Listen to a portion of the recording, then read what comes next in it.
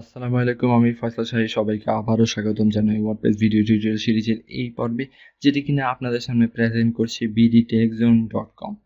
তো এই পর্বে আমরা সাইটের খুব ইম্পর্টেন্ট সেটিংস ট্যাবটি আলোচনা করব এবং সেটিং ইন আন্ডারে যে general, writing, reading, discussion, media, permalink এগুলো সম্পর্কে আলোচনা করব।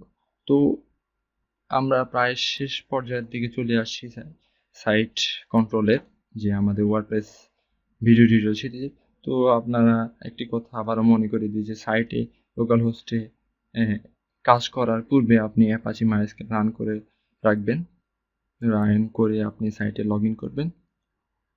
তো আমরা এখন সেটিং ট্যাবটি সিলেক্ট করার ফলে আমাদের জেনারেল ট্যাবটি সিলেক্ট হয়ে রয়েছে। তো আমরা সাইটটি আবার রিফ্রেশ করি। তো জেনারেল ট্যাবে রয়েছে সাইটের ট্যাগলাইন। ট্যাগলাইন হচ্ছে যে সাইটের এই কথাটি bdtechzone.com। আমরা যদি bdtechzone.com কে বদলিয়ে bdtechzone ব্লগ দিই, তো আমরা যদি এই সাইট টাইটেলটা হচ্ছে এটা, সাইট ট্যাগলাইন দিব হলো আওয়ার নিউ ব্লগ সাইট, এইটা দিই। আর যদি সেভ চেঞ্জে দিই, তখন আসলে আমরা পরিবর্তনটা দেখতে পাবো যে কি পরিবর্তন হয়েছে। তখন আমরা দেখবো যে bdtechzone ব্লগ, আর এখানে যে সাইটের tagline our new blog site, এটিও পরিবর্তন হয়ে গেছে। এবং ব্রাউজারের উপরে আপনি দেখবেন যে আওয়ার নিউ ব্লগ সাইটটি তৈরি হয়েছে। যখন আমরা এই পেজটি বুকমার্ক অ্যাড করব, তখন আমরা এই জিনিসটা দেখতে পাবো। তো এই হচ্ছে সাইটের বিভিন্ন ট্যাগলাইন এবং টাইটেলের ব্যবহার। এখন আমরা দেখব সাইটের ডিফল্ট ইমেল। ধরুন আপনার সাইটে নতুন একজন ইউজার রেজিস্ট্রেশন করেছে, তখন কোন ইমেলে জানানো হবে যে নতুন একজন ইউজার আসলে রেজিস্ট্রেশন করেছে, সেটি আপনি এখানে দিবেন। আর এখানে ধরুন আমি আমার সাইটে যে কেউ এখানে লেখালেখি করার অনুমতি দিতে চাই, তাহলে আমি এনিওয়ান ক্যান রেজিস্টারে দেব, আর এখানে সিলেক্ট করে দেব অথর। আমি আপনাদের রেকমেন্ড করবো যে অথরের উপরে এডিটর, অ্যাডমিনিস্ট্রেটরে না যাওয়ার জন্য। এগুলো দিবেন না কখনো, তাহলে আপনার সাইট হ্যাকিংয়ের কবলে পড়তে পারে।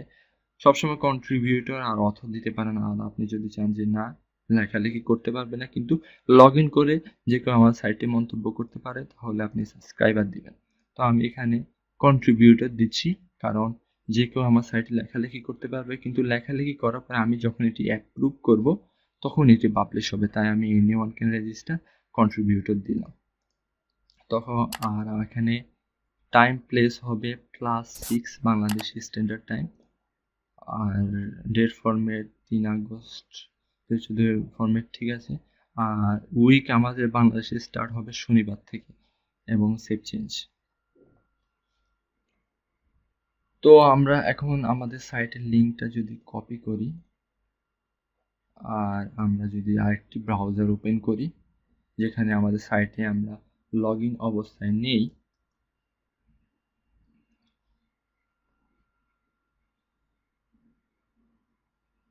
তাহলে আমরা দেখব যে সাইটে রেজিস্ট্রেশন করার অপশন রয়েছে।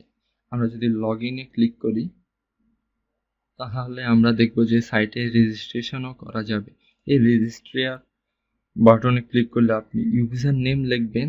ধরুন আপনি নাইম নামে একজন লোক, আপনি এখানে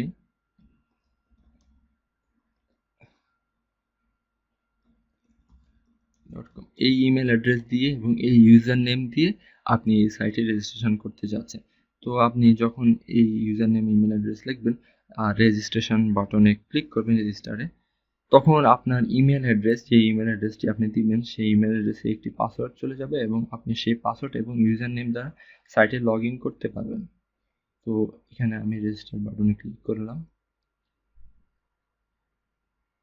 রেজিস্ট্রেশন কমপ্লিট। আসলে আমাকে ইমেলটা চেক করতে বলা হচ্ছে যে আমি এখন যদি লগ ইনে NAYM এবং এখন পাসওয়ার্ড, আমাদের কাঙ্ক্ষিত পাসওয়ার্ডটা দিই এবং যদি লগ ইনে ক্লিক করি, লগ ইন হবে এবং আমি পোস্ট করতে পারবো। তো এই হচ্ছে এই জেনারেলের কাজ। আমরা এবার রাইটিংয়ে যাচ্ছি। তো রাইটিং এ আমরা যে টুলসে প্রেসিভ দেখছিলাম সেটিও রয়েছে। রাইটিং এ ডিফল্ট ক্যাটাগরি কি হবে সেটি সিলেক্ট করতে পারেন। আর লগইন এক্সাম্পল, মেল সার্ভার, এই বিষয়গুলো আমি বলবো যে আপনি এই বিষয়গুলো নিয়ে ঘাটাঘাটি করবেন না, এগুলো ডিফল্ট থাকুক, ডিফল্ট থাকাটাই ভালো। আপনি ডিফল্ট পোস্ট ক্যাটাগরি এখান থেকে সিলেক্ট করতে পারেন। আর এইখানে একটি ইম্পর্টেন্ট কথা যে আমরা বিভিন্ন ইমোশন ইউজ করি,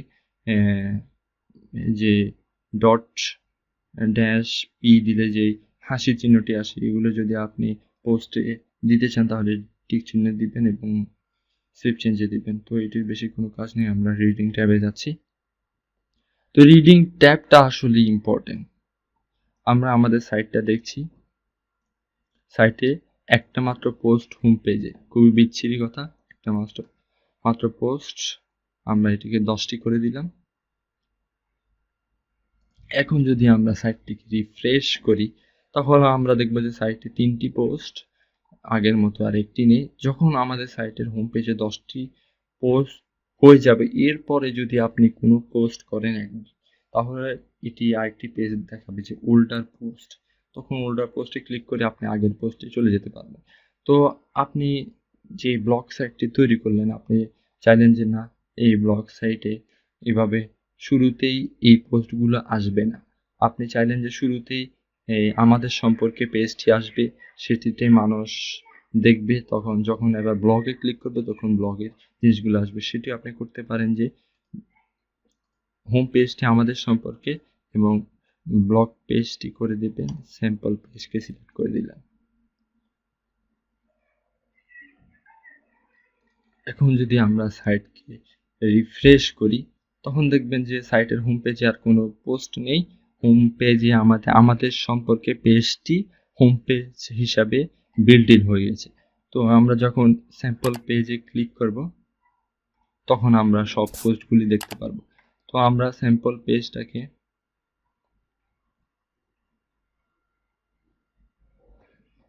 ব্লগ হিসাবে রিনেম করে দিচ্ছি।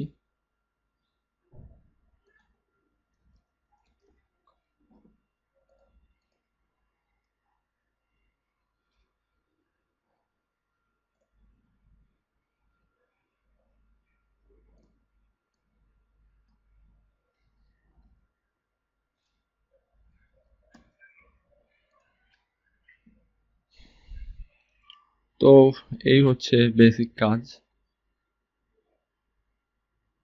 আমরা এখন দেখছি যে আবারও আমাদের সম্পর্কে পেজটি হোম পেজ, এবং যখন আমরা ব্লগে ক্লিক করব তখন ব্লগ পেজটিতে আমাদের ব্লগগুলো দেখাবে।